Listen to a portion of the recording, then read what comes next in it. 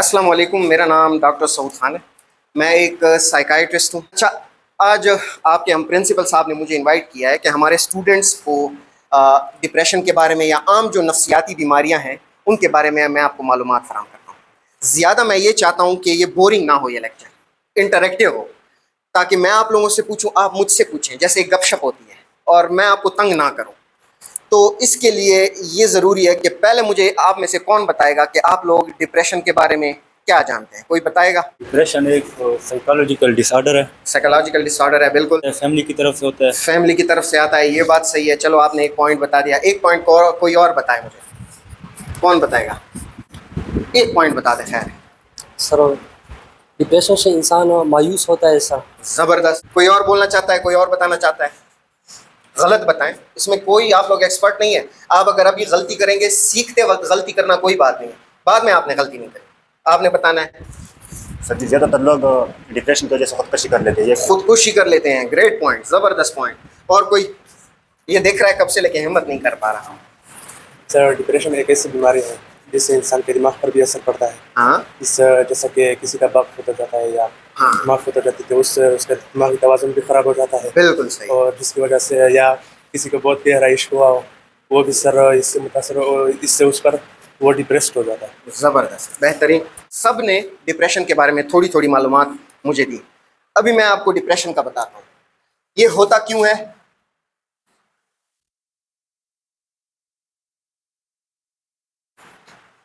Y, होता क्यों है? जितनी भी नफ्सियाती बीमारियां हैं, मैं तफसील में नहीं जाता, उसमें ये रूल ऑफ 3 याद रखें। सिर्फ डिप्रेशन नहीं, वो एंग्जाइटी हो, वो डिप्रेशन हो, वो स्किज़ोफ्रेनिया हो, वो बाइपोलर हो, वो जितनी भी नफ्सियाती बीमारियां हैं, रूल ऑफ 3 याद रखें। पहला, जो आप में से एक बंदे ने बताया कि ये जीनियाती बीमारी है, यानी माँ बाप से उसके जीन्स ट्रांसफ़र होते हैं बच्चों में, तो ये नंबर 1 रूल ऑफ 3 मैंने बताया, 3 वो होते हैं। दूसरा, बचपना उस शख्स का कैसे गुजरा, बचपना उसमें उसे मार पड़ी है, उसे तंग किया गया है, उसे बुली किया गया है, स्कूल में बाकी लड़कों ने उसे तंग किया है, उस्तादों ने मारा है, बचपने में उसने गुर्बत देखी है, माँ बाप के झगड़े देखे हैं, और उसकी गली मोहल्ले का माहौल ठीक नहीं था, वहाँ पे लड़ाई झगड़े उसने देखे हैं। तो ये दूसरी वजह, बचपना उसका कैसे गुजरा है। तीसरी वजह, रीसेंट इवेंट्स या रीसेंट इन्वायरमेंट, अभी उसकी ज़िंदगी कैसे है। बंदा गरीब है, अमीर है, पैसे ना हो तो डिप्रेशन होती है? नहीं होती, होती है ना। और वो बंदे अभी हालात, वहाँ का माहौल कैसा है, धमाके रोज़ हो रहे हैं, तो डिप्रेशन एंग्जाइटी होगी कि नहीं होगी? अच्छा, इसके अलावा रीसेंट इवेंट में ये उसकी जॉब है या नहीं, उसके साथ बात करने वाला कोई दोस्त या उसकी बीवी या उसके से हाल बयान करने वाला कोई शख्स है या नहीं। तो ये 3 चीज़ें, मैं एक एक लफ्ज़ वो लिखूँगा। हेरिडिटी का मैं H लिख रहा हूँ, यानी जीनियाती। चाइल्डहुड का मैं C लिख रहा हूँ, यानी बचपन। और रीसेंट इवेंट्स यानी अभी उसकी ज़िंदगी कैसे है। तो ये 3 चीज़ें डिप्रेशन, जितनी भी नफ्सियाती बीमारियां हैं, अब डिप्रेशन को छोड़ें, लेकिन अब बाकी नफ्सियाती बीमारियों में और डिप्रेशन में इन हालात का थोड़ा डिफरेंस है। यानी डिप्रेशन में कोई और जीन्स शामिल होंगी, एंग्जाइटी में कोई और जीन्स शामिल होंगी। इसमें ज़्यादातर चाइल्डहुड जो इवेंट्स होते हैं, बचपने के जो सख्त इवेंट्स होते हैं, वो डिप्रेशन के लिए कोई और होते हैं, एंग्जाइटी के लिए कोई और होते हैं। और रीसेंट इवेंट्स भी डिप्रेशन के लिए कोई और होते हैं, एंग्जाइटी और स्किज़ोफ्रेनिया के लिए कोई और होते हैं। इनमें फ़र्क होता है, लेकिन ओवरऑल ये रूल ऑफ 3 याद रखें आप। यहाँ तक समझ आ गई कि वजह क्या है, रूल ऑफ 3। अब इसके अलावा इसके अलामात क्या होते हैं? ये डिफिनीशन है कि 14 दिन तक लगातार दिन में ज़्यादा वक्त तक, यानी ऐसा ना हो दिन में घंटा 2 घंटे, दिन में ज़्यादा वक्त, 24 घंटों में से 8-9 घंटे से ज़्यादा, तो 14 दिन तक लगातार अगर एक शख्स में अफसुर्दगी, रोना, गुस्सा, कामकाज का दिल ना करना, अकेले बैठा रहना, लोगों से बातचीत ना करना, कुछ जिस्मानी अलामात यानी खाना पीना, नींद का ख़राब होना, इनमें से ये एक ग्रुप ऑफ सिम्टम्स है, यानी बहुत सारे अलामात हैं। उन अलामात में से एक क्राइटेरिया है अपना इनका कि उन अलामात में से 2 हो, 3 हो, 4 हो, तो वो 14 दिन तक अगर लगातार एक शख्स को ये अलामात हैं, तो उसे हम कहते हैं ये डिप्रेशन में मुब्तला है। समझ आ रही है?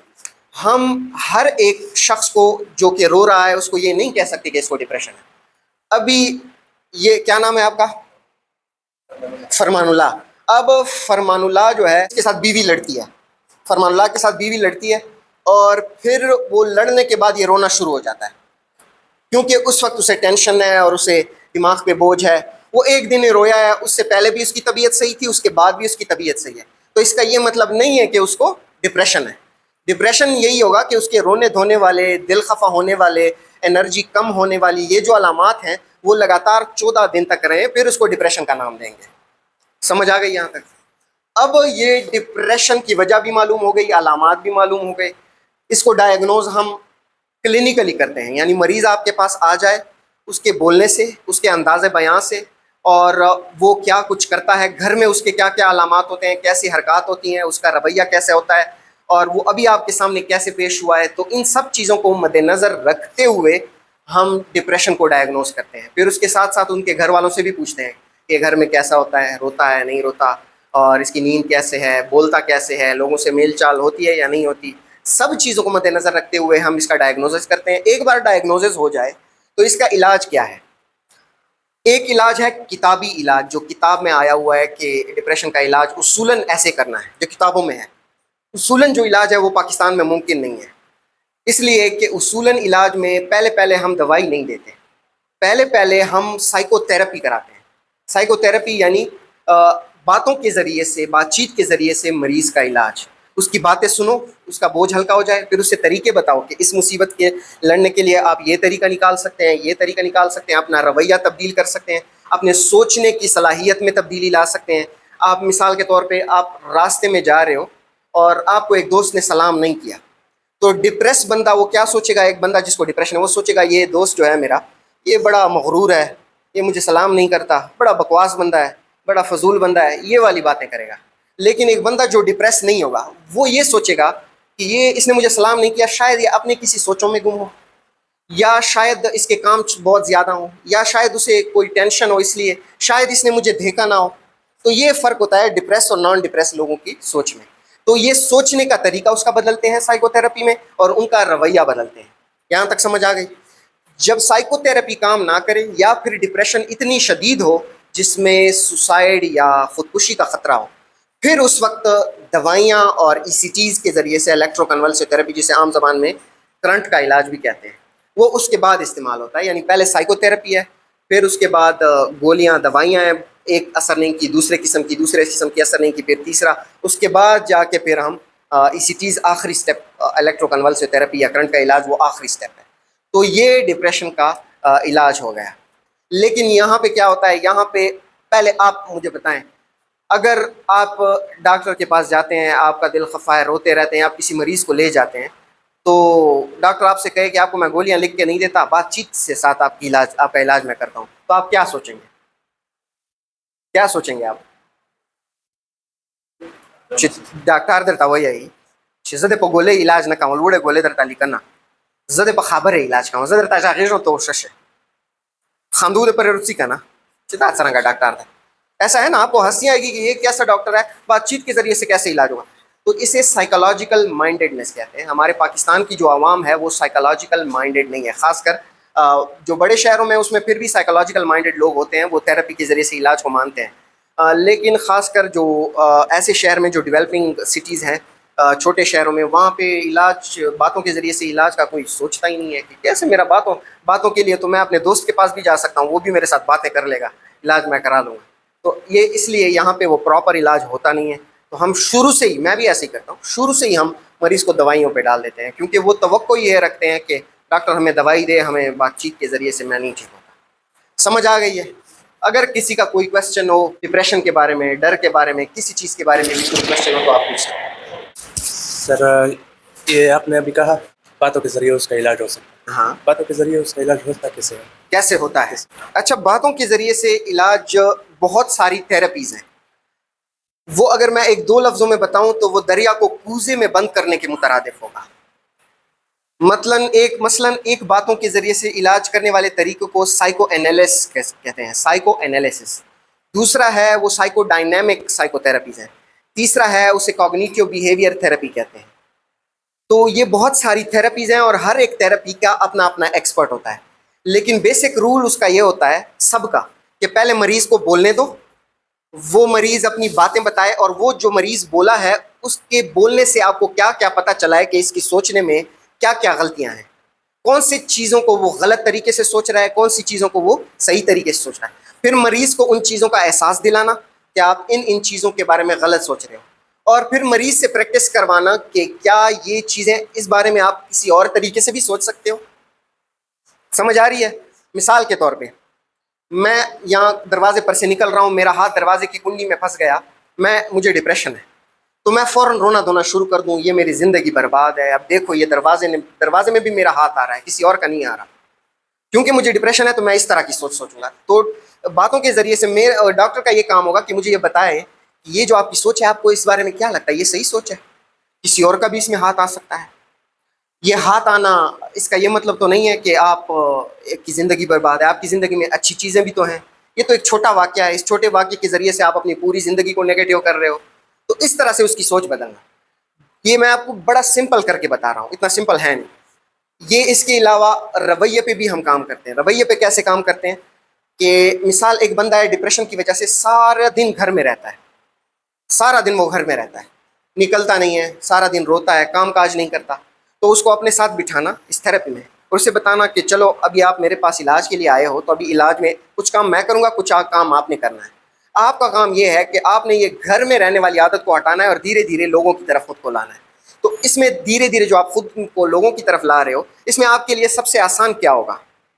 تو وہ پھر بتائے گا کہ میرے لیے آسان، چلو پہلا کام آپ کیا شروع کرنا چاہتے ہیں؟ تو وہ بتائے گا چلو آج کے بعد میں سودا گھر کا سبزی میں خود لاؤں گا، باقی کام نہیں کر سکتا، سبزی میں خود لاؤں گا. پہلے وہ سبزی لینا شروع کر دے. دوسرے مرحلے میں اس کے لیے آسان شاید یہ ہو کہ میں دودھ بھی لانا شروع کر دوں گا. تیسرے مرحلے میں اس کے لیے آسان یہ ہو کہ میں رشتہ داروں کے گھر جانا شروع کر دوں گا. چوتھے مرحلے میں اس کی ان چیزوں کی اس کو عادت پڑ گئی، وہ عادت ہو گیا، اس نے یہ چیزیں شروع کر دی. تو چوتھے مرحلے میں ہم اسے یہ کہیں گے کہ یہ جو نیکسٹ سٹیپ ہے، اس میں آپ نے دوستوں کے ساتھ کھیل کود اور کرکٹ وغیرہ، آپ نے جو ہابیز ہیں اس کو دوبارہ اس پہ آنا، یہ اس کا شروع ہو گیا. تو اس کا دھیرے دھیرے ہم رویہ بدل رہے ہیں. پہلے وہ سارا دن گھر پہ تھا، پھر سودا سلف لانا شروع کر دیا، پھر اس کے بعد دوستوں سے ملنا، رشتہ داروں سے ملنا، پھر کرکٹ. تو اس ایکٹیویٹی سے اس کا ڈپریشن ختم ہوگا. سمجھ آ گئی؟ تو سوچنے کو بھی بدلتے ہیں، جیسے میں نے اگزامپل دی دروازے میں ہاتھ پھنس گیا، اور رویے کو بھی بدلتے ہیں. لیکن اس میں یہ ضروری ہے کہ مریض کو آپریٹ کرے. اگر مریض کو آپریٹ نہیں کرتا، میں نہیں کرتا، پھر نہیں ہوتا علاج، پھر نہیں ہوتا. سر یہ جو سر میں درد ہوتا ہے سر میں درد ہوتا ہے، سر ایک تو ڈپریشن کی وجہ سے ہوتا ہے، اور سر ایک جو ایسے ہوتا ہے اس کی کیا علامت ہے سر؟ اچھا، سر میں درد، یہ آپ نے بالکل ڈفرینٹ ٹاپک چوز کر لیا، لیکن میں پھر بھی بتاتا ہوں. سر کے جو درد کے علامات ہوتے ہیں، اس میں جو مین سر، اس میں ایک ہے پرائمری، ایک ہے سیکنڈری ہیڈ ایکس. پرائمری پری سے شروع ہوتا ہے اور سیکنڈری ایس سے شروع ہوتا ہے. تو میں ایسے لکھتا ہوں. پرائمری میں جو مین، اس میں اور بھی قسمیں ہیں لیکن میں مین بتاتا ہوں آپ کو. ایک ہے مائگرین، ایم سے شروع ہوتا ہے. ایک ہے کلسٹر ہیڈ ایک، ایک ہے ٹینشن ہیڈ ایک. سیکنڈری جس کی کوئی وجہ معلوم ہو. پرائمری اسے کہتے ہیں جب آپ نے ایک بندے کو سر درد ہے اور ڈاکٹر نے سارے ٹیسٹ کر لیے، سب کچھ دیکھ لیا، اور اس کا ایک ایم آر آئی بھی ٹھیک ہے، سارے ٹیسٹ کیلشیم اور سب چیزیں ٹھیک ہیں، لیکن پھر بھی وجہ معلوم نہیں ہو رہی، پھر ہم اسے کہتے ہیں یہ پرائمری ہیڈ ایک ہے. اگر آپ نے ٹیسٹ کر لیا اور کوئی وجہ معلوم ہو گئی، یعنی سر میں ٹیومر ہے، نظر کمزور ہے اس کی وجہ سے، یا کوئی اور وجہ ہے، یا پانی سر کا زیادہ ہو گیا ہے جسے ہائیڈروسیفیلس کہتے ہیں، تو کسی بھی وجہ، کوئی چوٹ لگی ہے، تو اس سے وجہ معلوم ہو گئی، تو ان ہیڈ ایکس کو سیکنڈری ہیڈ ایک کہتے ہیں. سیکنڈری وجہ معلوم نہیں ہے تو ان ہیڈ ایکس کو ہم پرائمری ہیڈ ایکس کہتے ہیں. پرائمری ہیڈ ایکس میں مائگرین کے علامات اور ہوتے ہیں. مثال تیز درد ہوتا ہے، چاقو نما درد ہوتا ہے، جیسے رگ پھڑک رہی ہو، اس طرح سے کر رہی ہے، آنکھوں سے آنسو آنا، ناک سے پانی آنا، متلی کا آنا یعنی الٹی کا آنا، تو یہ سب مائگرین کے. آنکھوں کے آگے رنگین فلوٹرز کا بننا، آنکھوں کے آندے ایسے رنگین وہ بنتے ہیں، اسے ویژول آرا ہم کہتے ہیں. اس کے علاوہ اس میں پھر آنکھوں میں کبھی کبھی درد ہونا. اسی طرح کلسٹر ہیڈ ایک ہے، اسی طرح ٹینشن ہیڈ ایک ہے. جو کلسٹر ہیڈ ایک ہے وہ ایک طرف ایک آنکھ میں اکثر مردوں کو ہوتا ہے اور بار بار اسی جگہ پہ آتا ہے، بار بار آنکھوں میں، مثال اس جگہ پہ آتا ہے، بار بار اگلے ہفتے 20 پہ آئے گا، اس سے اگلے ہفتے 20 پہ آئے گا، اس سے اگلے ہفتے 20 پہ آئے گا، بار بار ایک ہی جگہ پہ آتا ہے. ٹینشن ہیڈ ایک وہ عموماً یہ علاقے میں ہوتا ہے یہ. اور وہ ٹینشن ہیڈ ایک جیسے نام سے ظاہر ہے اکثر ڈپریشن کے لوگوں کو وہ ٹینشن ہیڈ ایک ہوتا ہے، کیونکہ ڈپریشن کے جو مریض ہوتے ہیں ان کے پٹھے میں کھچاؤ زیادہ ہو جاتا ہے، اور اس کی وجہ سے ٹینشن کہتے ہیں کھچاؤ کو، تو اس کی وجہ سے ہم اسے کہتے ہیں کہ یہ ٹینشن ہیڈ ایک ہے. عموماً ڈپریشن والوں کو ٹینشن ہیڈ ایک ہوتی ہے. कुछ बंदे 14 दिनों से तो डिप्रेशन में नहीं होते, अचानक वो खुदकशी कर लेते हैं, क्यों? खुदकुशी अचानक भी हो सकती है, डिप्रेशन की वजह से भी हो सकती है। खुदकुशी के जो अमूमन टाइप्स हैं वो दो, इम्पल्सिव यानी अचानक से गुस्से में आके, रिलेशनशिप में ब्रेकअप हो गया, वो प्लान नहीं होती। ऐसे नहीं होता कि उसने पहले से ये लिख के कि मैंने ऐसे फांसी लगानी है, जब कोई ना हो ताला लगाना है। वो अचानक से बस जज्बाती हो जाता है कि हटाओ यार ये मैं क्या चल रहा है, बस कर लेता है। उसे इम्पल्सिव एक्ट्स ऑफ सुसाइड कहते हैं, वो अलग चीज़ है। इम्पल्सिव एक्ट्स यानी अचानक से जो खुदकुशी करते हैं वो पहले से डिप्रेशन नहीं होते। वो अक्सर उन लोगों में होता है जिनमें पहले से पर्सनैलिटी के इशू हो, शख्सियत, उसकी शख्सियत में ज़िद होगा, वो बहुत ज़िद्दी होगा, अपनी बात मनवाने वाला होगा, बहुत गुस्सेनाक होगा। और उसके ये रिलेशनशिप भी ऐसे होंगे, कभी एक रिलेशन, कभी दूसरा। दोस्तों के साथ कभी एक टाइम पे बहुत अच्छा होगा और दूसरे टाइम पे कहेंगे मेरे सब दोस्त ख़राब हैं। इस टाइप की उसकी पहले से पर्सनैलिटी होगी। इसे क्लस्टर बी पर्सनैलिटीज़ कहते हैं। अक्सर ये क्लस्टर बी पर्सनैलिटी वाले जो होते हैं, जो कि ज़िद्दी होते हैं, गुस्सा बहुत करते हैं, कभी लोगों को अच्छा, बहुत अच्छा, और कभी उन्हीं लोगों को बहुत बुरा, अंदर ही अंदर वो खाली महसूस खुद को करते हैं। उनको लगता है उनका कोई दोस्त नहीं है, कोई यार नहीं है, कोई उनका रिश्तेदार नहीं है, सब उसके ख़िलाफ़ हैं। तो ये वाले जो लोग होते हैं वो अचानक से ख़ुदकुशी करते हैं, उसे इम्पल्सिव एक्ट ऑफ सुसाइड कहते हैं। ऐसे लोगों की जो ख़ुदकुशी की कोशिश होती है वो अक्सर नाकाम होती है, ज़्यादातर। कभी वो ख़ुदकुशी करके मर भी जाते हैं, कंप्लीट सुसाइड हो जाता है। अक्सर वो हाथ काट लेते हैं लेकिन अस्पताल पहुँच के फिर वो बच जाते हैं। गोलियाँ खा लेते हैं जहर और उसके लिए, तो वो फिर अस्पताल जाके बच जाते हैं। और जो डिप्रेस्ड होते हैं उनकी जो खुदकुशी होती है वो अक्सर कंप्लीट सुसाइड होती है, यानी वो जब खुदकुशी अटेम्प्ट करते हैं तो वो मर जाते हैं।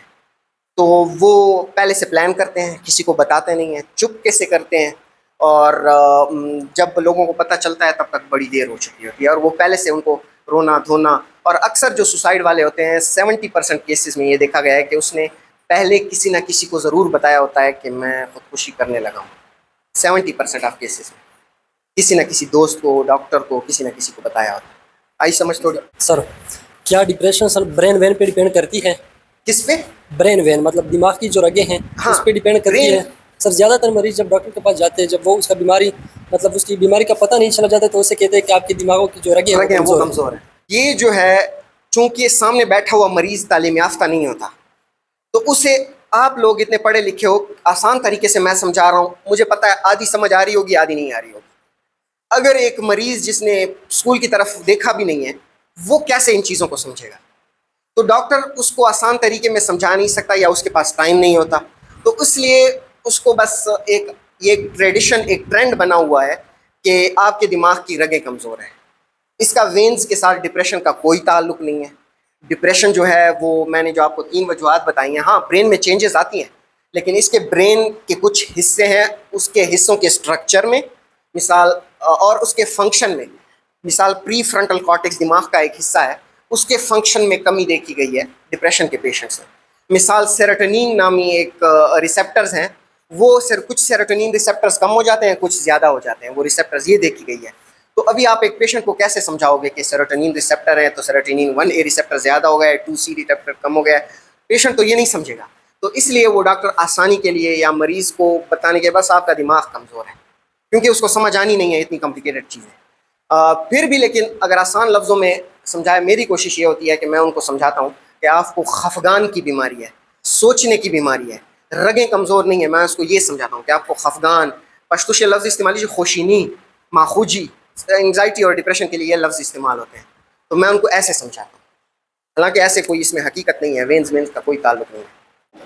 कब से शुरू होती है डिप्रेशन? अमूमन जो डिप्रेशन की टाइमिंग है, जो एवरेज एज है, वो 23 से 28 के बीच में शुरू होती है। लेकिन इसका मतलब ये नहीं है कि सारे लोगों में 23 से 28 में शुरू होगी। टीन एजेस में भी होती है, इवन के छोटे छोटे बच्चों में भी डिप्रेशन के केसेस आ जाते हैं। लेकिन एक अमूमन एक आम जो फिगर है, हमारे पास जो मरीज़ आते हैं वो 23 से 28 के बीच वाले, वो ज़्यादा यहाँ से शुरू होती है। मसलन अगर 30 में भी आ जाएँ, 35 वाले भी आ जाएँ, वो बताते हैं मेरा 5-6 साल हो गया ये अलामात शुरू। तो 30 और 28 के बीच में ये शुरू होती है, लेकिन इससे कम में भी आ सकती है, इसके बाद भी आ सकती है। सर आपने कहा कि डिप्रेशन का मरीज़ अपने आप को नुकसान पहुंचाता है, यानी खुदकुशी करता है, मतलब अपने आप को नुकसान पहुंचाता है। तो जब एक इंसान अपने आप को नुकसान पहुंचाता है, खुदकुशी करता है, तो हम हमारे फैमिली में तो उसे कहते हैं कि इसके ऊपर जिन है। डिप्रेशन का वो डॉक्टर के पास नहीं ले जाते, वो मौलवी के पास ले जाते कि ये जिन है, गुस्सा करता है। इसका कोई लिंक है जिन और डिप्रेशन?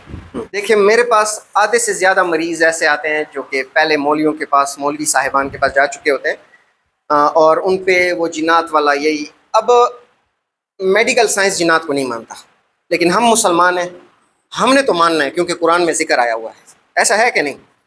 ہم انکار نہیں کر سکتے. میڈیکل سائنس بہت آگے چلا جائے، قرآن سے انکار نہیں کر سکتے، قرآن سے آگے نہیں جا سکتا وہ.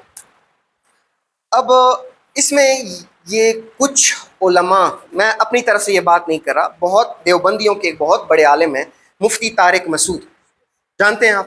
جانتے ہیں؟ اس کے آپ ویڈیوز دیکھ لیں.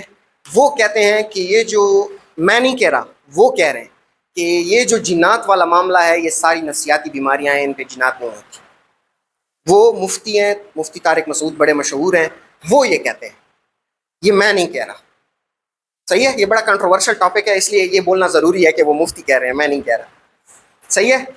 لیکن میرے پاس جو کہ جنات کے علامات والا مریض آتا ہے، میں اسے پھر بھی علماء یا مولوی صاحبان کے پاس جانے سے نہیں روکتا. کیوں نہیں روکتا؟ اس میں یقین کی بات ہوتی ہے. اب مجھے سامنے نظر آ رہا ہوتا ہے کہ وہ نفسیاتی بیمار ہے، وہ کل ہسبینڈ کے ساتھ اس کی لڑائی ہوئی ہے اور آج اس پہ جنات آ گئے ہیں. اس کا ہسبینڈ 3 سال سے سعودی عرب میں ہے اور اس پہ جنات آ رہے ہیں. ہسبینڈ 3 سال سے سعودی عرب میں ہو تو جنات نہیں آئیں گے تو کیا آئے گا؟ سمجھ آ رہی ہے میں کیا کہنا چاہ رہا ہوں؟ اور اس کو ساس نے مارا ہے، خوش والیدو، آج اس پہ جنات آ گئے. سمجھ آ رہی ہے؟ آپ کی بیوی آپ کو کہہ دے میرے یہاں پہ درد ہے، آپ کہیں گے ہٹو منا، ایک تو تمہارا ہر صبح شام درد درد درد درد لگا ہوتا ہے، تمہارا اور کوئی کام نہیں. آپ اسے توجہ نہیں دیں گے، ایسا ہے کہ نہیں؟ اور اگر گھر میں ساس کو بول دے وہ کہ یہ آج مجھے پیٹ میں تکلیف ہے، میرے نئے کپڑے نہیں ہیں، مجھے گوشت کھانے کا دل کر رہا ہے، کوئی ڈیمانڈ کر لے ساس سے، شوہر سے، تم کیا عورت چیز، اور تم کیا ڈیمانڈیں کر رہی ہو؟ گزارا کرو اپنا، گھر میں رہو، کبھی یہ ڈیمانڈ ہے کبھی وہ ڈیمانڈ ہے، اس کی بات نہیں سنی جاتی ہے کہ نہیں؟ لیکن اگر اس پہ جنات آ جائیں، وہ چیخے اور کپڑے پھاڑے اور بال نکالے، اس کی بات تب سنی جاتی ہے کہ نہیں سنی جاتی؟ سنی جاتی ہے. تو اس کے دماغ میں بات بیٹھ جاتی ہے کہ یہ جنات بڑے فائدہ مند ہیں. جب مجھ پہ جنات آتے ہیں تو میری بات بھی لوگ سنتے ہیں، مجھے اپنی پسند کا کھانا دیتے ہیں، مجھے اپنی پسند کے کپڑے دیتے ہیں، مجھے ڈاکٹر کے پاس لے جاتے ہیں، مجھے مولوی کے پاس لے جاتے ہیں، مجھے باہر گھمانے بھی لے جاتے ہیں. اور میرا ہسبینڈ بھی 3 سالوں سے ادھر ہے اور مجھ پہ جیسے ہی جنات آ گئے تو وہ ادھر آ گیا میرے پاس. تو وہ زیادتی کم ہو جاتی ہے. ہمارے معاشرے میں عورتوں کے ساتھ بہت زیادتی ہوتی ہے، یہ تو آپ مانتے ہو، ہوتی نفسیاتی بیماری ہے. لیکن میں کیوں نہیں منع کرتا کہ دم والے کے پاس نہ جاؤ؟ میں منع نہیں کرتا، اس میں یقین کی بات ہے. میرے خیال میں آج کا سیشن اتنا کافی ہے، میرا بھی منہ سوکھ رہا ہے، کافی ہے. تھینک یو، بہت شکریہ.